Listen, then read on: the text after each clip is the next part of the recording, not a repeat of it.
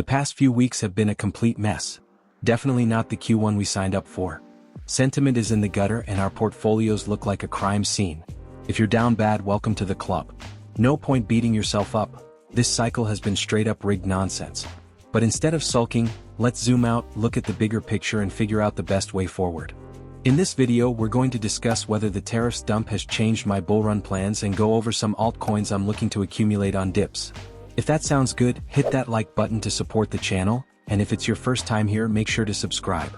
Also, huge shout out to everyone who voted for this topic on YouTube and Twitter. Alright, let's quickly look at the market. Bitcoin is currently hovering around the $96,000 mark, staying comfortably above the key bull market support band at roughly $90,000. It recently faced rejection at the $100,000 level, which has historically been a strong resistance point. If Bitcoin manages to break through this level, the next target could be around $106,000. On the other hand, if the price drops below $96,000, the next support to watch will be at $92,000. Bitcoin dominance has increased to around 62%, while the alt season index has plummeted to 39, reflecting the heavy losses in altcoins. Alright, let's get to the main course. So, has this bull run gone off track after Trump's tariff announcement? Last time we talked about 3 possible bull run scenarios. First up, the left-translated scenario, the doomsday version. This one assumes Bitcoin has already topped or doesn't have much gas left in the tank. I'm not giving it much weight right now, but I'm still keeping an eye on key indicators we covered earlier, just in case things take a turn. Secondly, we have the playbook scenario, which is the more balanced case. Here, Bitcoin sticks to its usual cycle patterns and tops out around September 2025.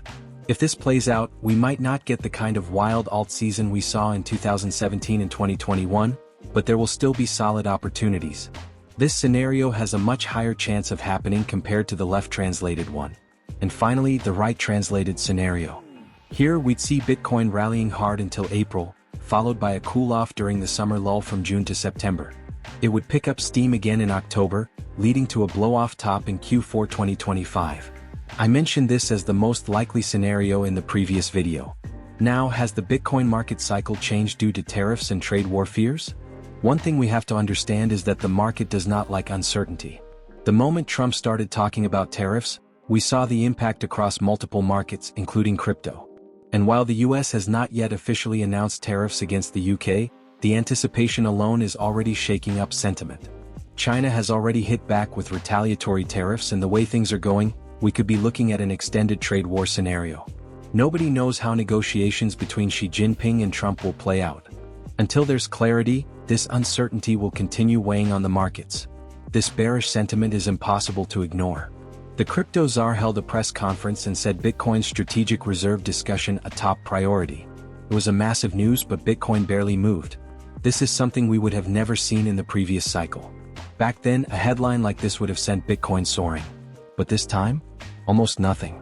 Combine that with the fact that altcoins are getting obliterated and it's clear that the market is under pressure. If this trend continues, Q1 might not be as bullish as we had originally expected. But does this change the overall market cycle? Does it warrant any major adjustments to our strategy?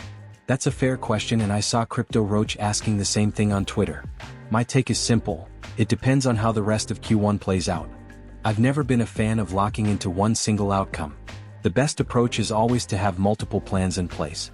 If we see a bullish reversal from here, then nothing really changes. We stick to the plan and let the market push higher. Take profits on the way up and position ourselves smartly for the summer lull. That way we go into the quieter months with cash in hand, ready to accumulate at better prices. But if Bitcoin keeps moving sideways or dips further, panic selling at a loss doesn't make sense. If you have extra capital, this is where you start averaging into high-conviction, large-cap altcoins. I'll be covering those in just a bit. If you're already overexposed, holding might be the better option, at least until the market shows clearer direction. This range-bound chop could actually be a sign that we're witnessing something new, a break from the traditional 4-year cycle, leading to a lengthening cycle instead. Based on past patterns, we'd expect the top around September, as I mentioned in the last video. But with the Fed potentially holding off on easing until 2026, there might not be enough liquidity to push the market higher within that time frame. That's where things get interesting. A break from the usual cycle pattern would make this cycle extremely crucial. It could be a make or break moment, since we might not see those euphoric rallies going forward. This could well be the last hurrah, signaling that Bitcoin and crypto as an asset class are maturing. A maturing market means less volatility, which also means no outsized gains. Looking at the Bitcoin chart, you'll notice diminishing returns with each cycle, along with smaller drawdowns. Over time, it was always bound to level out, with Bitcoin likely settling into a slow grind upward.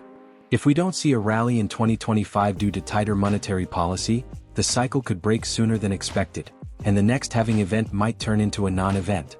Back in the 2013 cycle, Bitcoin bottomed at around $164 in January 2015, an 86% drop from the peak.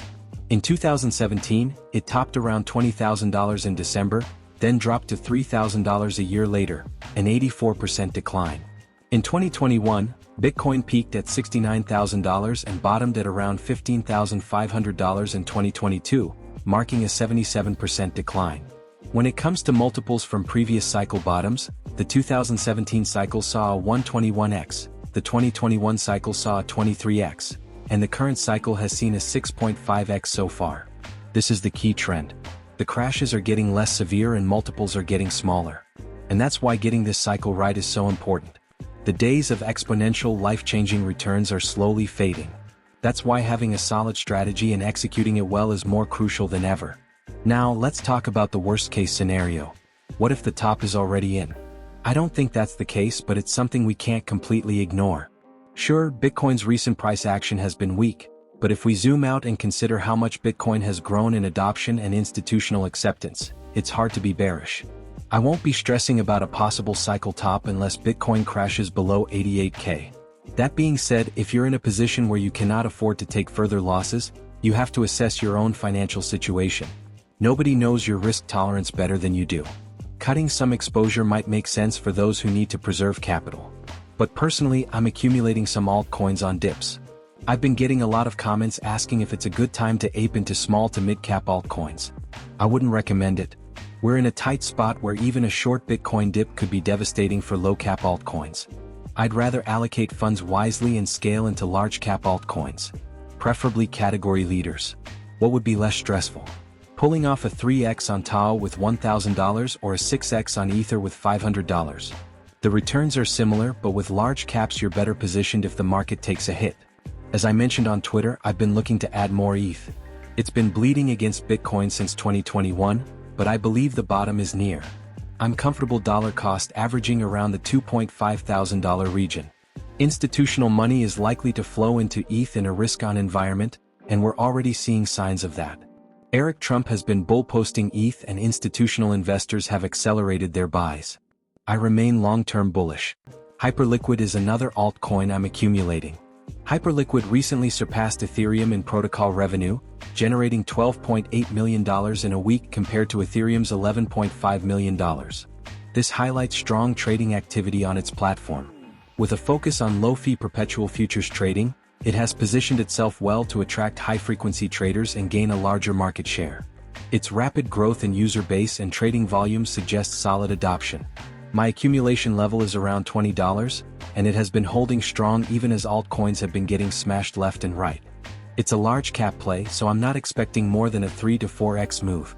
The next one I'm bidding on is Ondo Finance.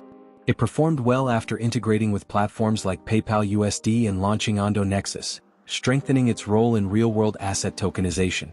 These moves have improved both liquidity and utility, making Ondo more attractive to institutional investors.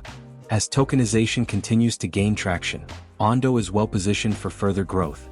I'm expecting the real-world asset sector to keep doing well, and with Ondo's connections to BlackRock, it should perform strongly. I'm looking to accumulate around $1.20, but it's currently out of my range. That's all I'm eyeing for now, as I prefer keeping a concentrated portfolio rather than spraying and praying. Hope you liked the video. Please smash that like button and subscribe for more content like this if you haven't already. I'll see you in the next one.